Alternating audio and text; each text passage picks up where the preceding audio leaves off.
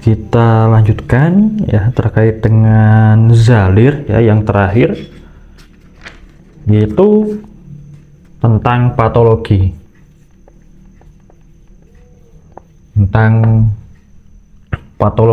dari zalir di tubuh manusia. Patologi artinya adalah masalah-masalah kesehatan yang bisa terkait dengan zalir, yaitu yang pertama ada kekurangan zalir. Nah, kekurangan zalir ini bisa disebabkan karena misal kita asupan air ya yang kita minum itu memang kurang. Kemudian juga makanan-makanan yang kita konsumsi itu kurang berair ya, secara tradisional, secara klasik seperti itu. Makanannya kurang berair. Misal makan makanan yang tidak berkuah ya, yang garing, yang kering ya, seperti panggang-panggangan, goreng-gorengan. Kemudian juga kekurangan zalir ini bisa karena konsumsi makanan atau minuman yang sifatnya bisa mengurangi zalir ya, misal panas pedas itu bisa mengeringkan ya dari zalir. Kemudian bisa juga kekurangan zalir ini disebabkan karena kegiatan berat ya, aktivitas yang berat, bekerja, olahraga yang terlalu berat, tetapi asupan zalirnya itu kurang, nah, seperti itu.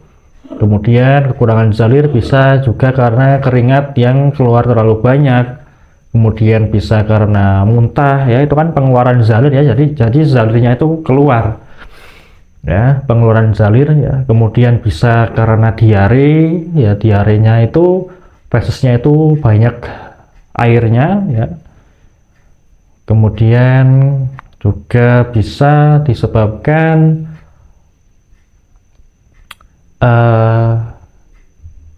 seperti beser, artinya adalah banyak kencing ya, seperti itu adalah kekurangan zalir yang mungkin terjadi penyebabnya. Nah, yang kedua adalah penumpukan zalir.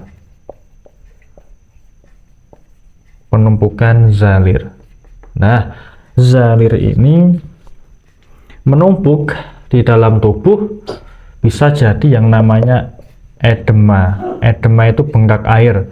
Seperti kalau orang yang sakit ginjal, kakinya, perutnya itu bisa bengkak, yang kalau dipegang dengan jempol, dengan jari, nanti akan cekung dan kembalinya itu lama. Meskipun biasanya tidak sakit, tidak terasa nyeri, seperti itu. Nah, itu karena apa? Karena organ limpa, organ paru-paru, atau organ ginjal dia gagal di dalam mengatur supaya air ini tetap berada di jalannya, tidak keluar dari jalannya. Kemudian supaya bisa jalannya itu lancar. Nah, ini malah tidak lancar sehingga menumpuk menjadi bengkak air. Nah, seperti itu. Bisa juga menjadi dahak ya. Yang ketiga bisa menjadi dahak. Dahak ini adalah cairan yang memadat menjadi dahak ya. Misal memadatnya karena ada panas di tubuh ya, penumpukan cairan, kemudian jadi ada panas di tubuh, itu kan ibaratnya seperti kuah makanan itu kan, kalau dipanasi terus menerus di atas kompor itu lama kelamaan akan mengering, kemudian akan mengental jadi dahak ya. Biasanya dahak ini bisa jadi sumbatan-sumbatan, jadi benjolan-benjolan ya, seperti lipoma, seperti kista. Nah, seperti itu. Seperti bisa jadi juga seperti tumor. Nah,